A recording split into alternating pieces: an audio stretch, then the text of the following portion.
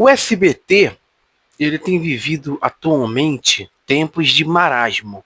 Se a gente for comparar com outros anos, se nós compararmos com 2012, com 2011, com 2010, isso porque o SBT já deixou o Silvio Santos bastante contente. O Silvio Santos é empresário, vamos colocar assim, né? Porque como animador ele sempre foi muito contente, muito feliz, porque ele estava animando o auditório, os colegas de trabalho e, claro, o público.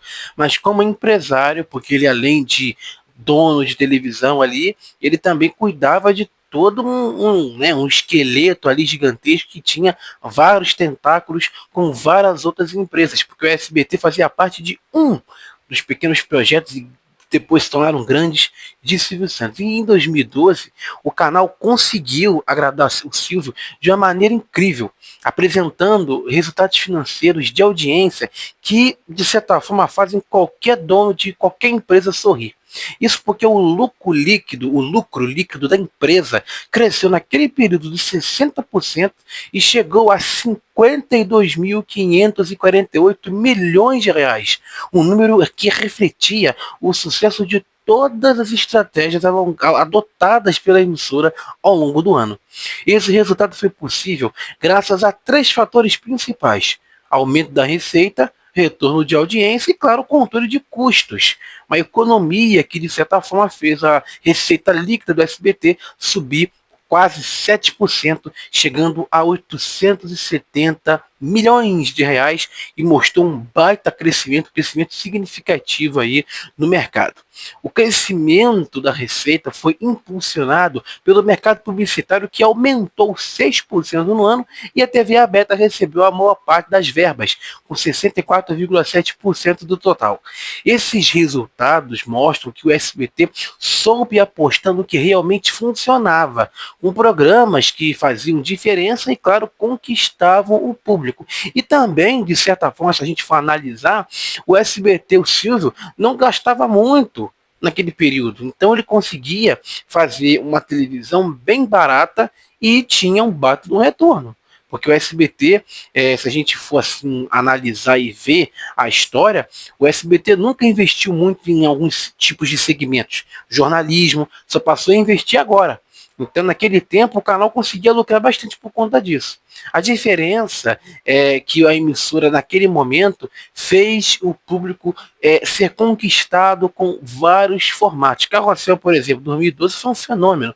Então, o SBT, além de ter uma baita audiência com essa novela, com esse remake, teve uma baita grana com licenciamentos, com vendas de vários produtos, CDs, né, bonecos, mochilas, material escolar. Então, isso tudo fez aí o SBT, somando também com o retorno à vice-liderança de audiência, foi um dos fatores que mais agradaram o Silvio Santos, porque o canal recuperou o terreno perdido para a Record.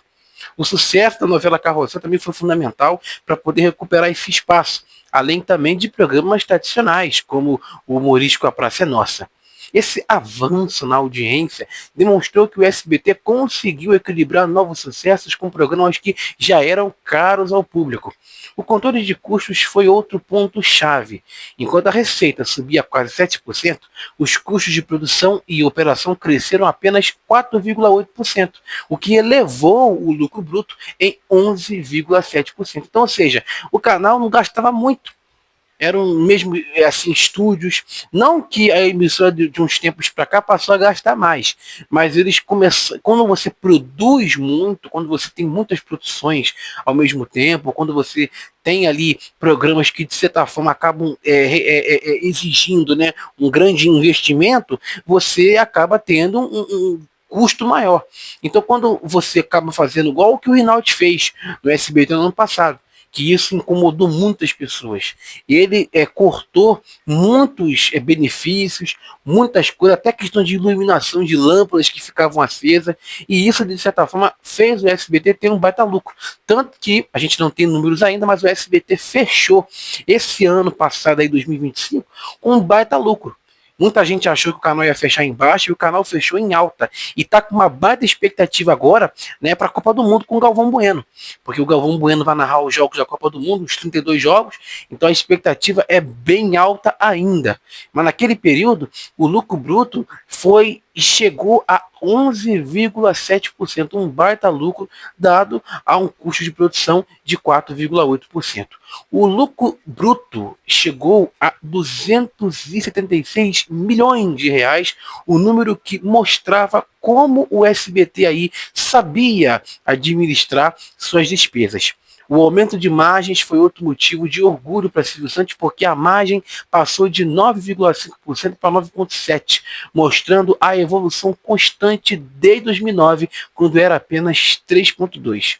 A emissora, de certa forma, aí, conseguiu ter aí uma baita amortização também, porque em 2012 programas ali e também, claro, alguns formatos ajudaram, né, a emissora a conseguir ter, né, a fechar o ano com menos dívidas. E isso agradou muito o Silvio Santos, porque uma empresa saudável é fundamental para qualquer tipo de dono. A dívida bruta baixou de 150 milhões para 184 milhões de reais entre 2011 e 2012. Uma redução significativa descontando os 99 milhões em caixa. A dívida líquida ficou em 35 milhões contra 59 milhões do ano anterior. Essa redução demonstrou um equilíbrio financeiro que faz qualquer patrão ficar feliz.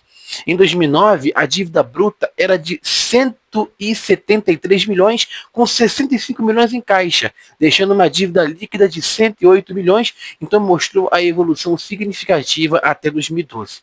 O SBT conseguiu então combinar aumento de receita, melhoria de margens, redução de dívidas e recuperação em audiência, em um ano excepcional. 2012 mostrou que Silvio Santos estava certo em ter xodó pelo canal, porque os resultados eram claramente positivos.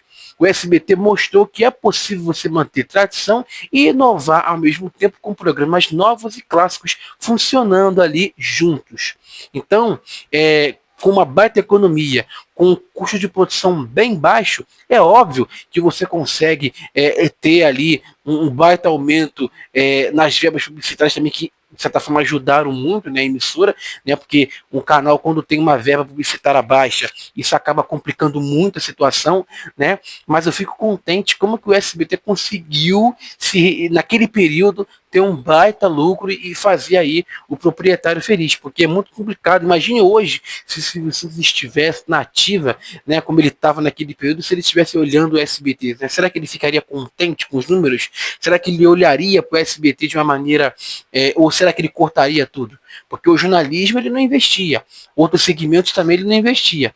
Então, assim, não que ele não investia por uma questão de resistência, talvez, porque ele nunca gostou, né, do jornalista engravatado, ele gostava mais daquele jornalista, daquele jornal, né, popular, vem aqui agora, mas é muito interessante você notar, muito assim, não é interessante repetir, interessante duas vezes, mas assim, é muito bacana você ver como que uma emissora como o SBT, tendo uma emissora até de certa forma naquele período era grande, tinha a vice-liderança ali consolidada, porque depois perdeu para a Record em 2020, mas em 2012 a emissora estava muito bem, né, em audiência, como que com um custo bem baixo, o SBT sempre conseguiu fazer um conteúdo de qualidade, uma emissora também de qualidade, porque isso acontecia desde a época também dos anos 90, anos 80, quando o SBT, quando o Silvio Santos passou até as concessões, o SBT também já trabalhava com um lucro baixo, né, com digamos assim, um custo baixo, né,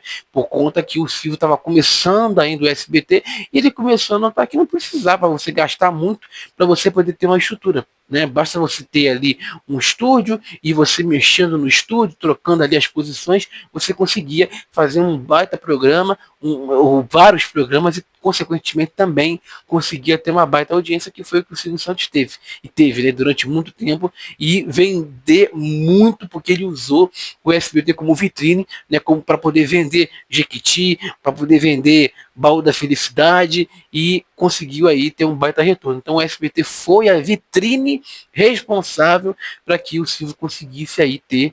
E hoje, com as filhas no comando, a gente vê várias coisas acontecendo, né? Vários novos investimentos que elas têm feito, SBT Prêmios, né? Nessa onda de negócio de bet. Então, elas estão também se movimentando, né? A Renata, a Daniela, elas estão da maneira que elas podem, fazendo o que elas dentro das condições ali do conhecimento delas, se movimentando para fazer o SBT com o Grupo Silvio Santos por trás se manter sempre em alta, porque uma emissora sem investimentos, ou principalmente em crise, no vermelho, é muito prejudicial, é muito preocupante até.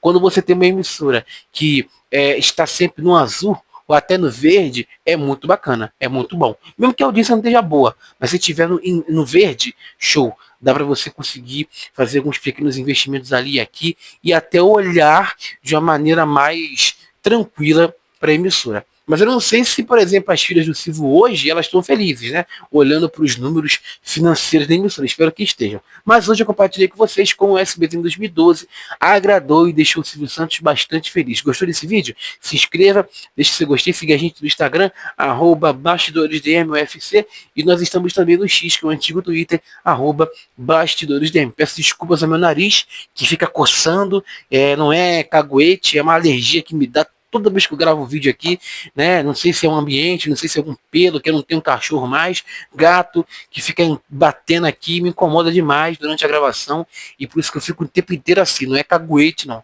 É realmente o nariz que coça, parece que ele quer, acho que eu vou criar um canal só para ele, eu vou criar o canal do nariz, né? Para ele poder aparecer, porque ele quer aparecer mais do que eu, ele quer ser o dono do canal Bastidores da Mídia. Que é isso? Um grande abraço, a gente se vê amanhã às 5 da tarde. Valeu!